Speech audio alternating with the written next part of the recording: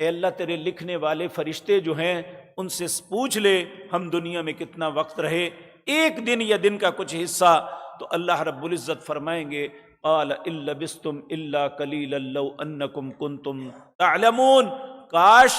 اس وقت سے پہلے تم جان لیتے کہ تم نے زندگی کا کتنا تھوڑا حصہ کتنے بڑے حصے کے مقابلے میں ضائع کر دیا۔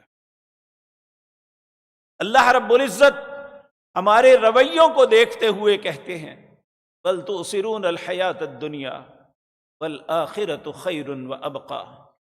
اے حضرت انسان آپ دنیا کی زندگی کو ترجیح دیتے ہو، دنیا کے معاملات میں محنت 18-20 گھنٹے بھی محنت کرنی پڑے کرتے ہیں،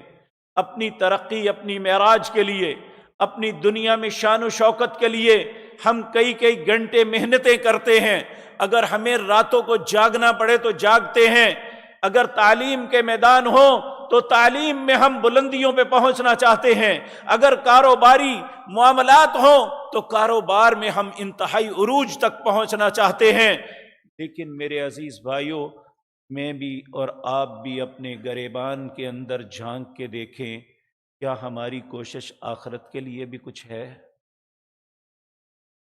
اگر تو ہے تو اس بات پہ اللہ کا شکر ادا کریں، اگر نہیں ہے تو ہمیں سوچنا چاہیے دو وقت ایسے آئیں گے جب ہمارے پاس پچھتاوے کے علاوہ کچھ نہیں ہوگا۔ اس کا تذکرہ بھی اللہ نے اسی سورت مومنون میں فرمایا، آیت نمبر 101، اللہ رب العزت فرماتے ہیں،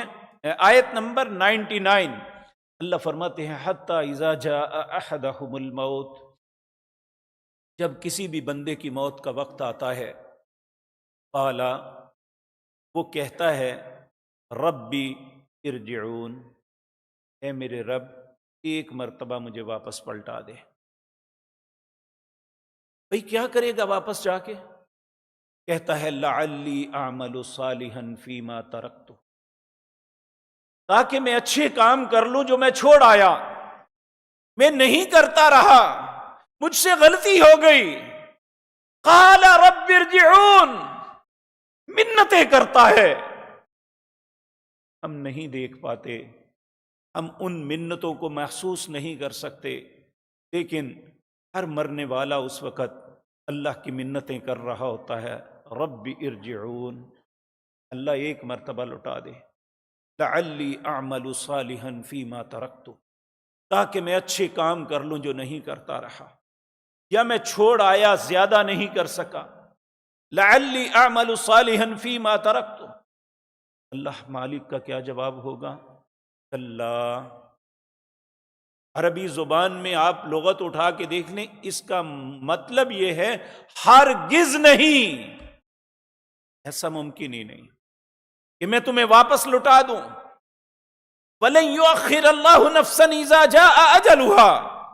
سورۃ منافقون کے آخر میں اللہ فرماتے ہیں جب کسی کا وقت متعین آ جاتا ہے تو ایک لمحہ بھی تاخیر نہیں ہو سکتی، واپس آنا تو بہت دور کی بات ہے۔ وَلَن يُؤَخِّرَ اللَّهُ نَفْسًا، اللہ تاخیر بھی نہیں کرتے، اذا جاء اجلها، جب کسی کی اجل موت کا وقت آ جاتا ہے۔ تو اللہ رب العزت فرماتے ہیں کلا، یہ نہیں ہو سکتا۔ انسان پھر اللہ کی منتیں کرتا ہے، اے اللہ ایک مرتبہ، ایک موقع تو دے دے۔ پھر اللہ فرماتے ہیں انہا کلمۃ ہوا قائلھا، تیرے کہنے کی بات ہے، کہتا رہے، میرا قانون میں ہی یہ نہیں ہے۔ وَمِن وَرَائِهِمْ بَرْزَخٌ إِلَى يَوْمِ يُبْعَثُونَ، اس کے اور دنیا کے درمیان ایک پردہ حائل کر دیا جائے گا جسے برزخ کہتے ہیں۔ برزخ کا مطلب پردہ، پردہ ایک ایسی چیز ہے کہ اس طرف کے لوگ اس طرف کے لوگوں کو نہیں دیکھ پاتے، اس طرف کے لوگ انہیں نہیں دیکھ پاتے، نہ یہ ان کے حالات سے واقف ہے نہ وہ ان کے حالات سے واقف ہیں، اور ہمارا اور وہ لوگ ہمارے آباء و اجداد میں جو اس دنیا سے تشریف لے گئے ہیں، ایک پردہ ہے، برزخ۔ وَمِن وَرَائِهِمْ بَرْزَخٌ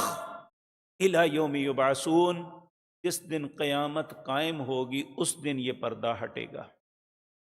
پھر ہم ایک دوسرے کو مل سکیں گے، ایک دوسرے کو دیکھ سکیں گے، ایک دوسرے کے حالات کو جان سکیں گے۔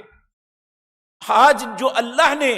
ہمارے جانے والے اچھے لوگوں کو آسائش، آرام اور نعمتیں دی ہیں، ہم نہیں جانتے۔ اور خدا نخواستہ جو لوگ اللہ کی مار پھٹکار، اللہ کے عذابوں میں مبتلا ہیں، ہم ان کو بھی نہیں جانتے، اور نہ آج تک کوئی واپس آ کے بتا سکا ہے کہ میرے ساتھ کیا معاملہ پیش آیا۔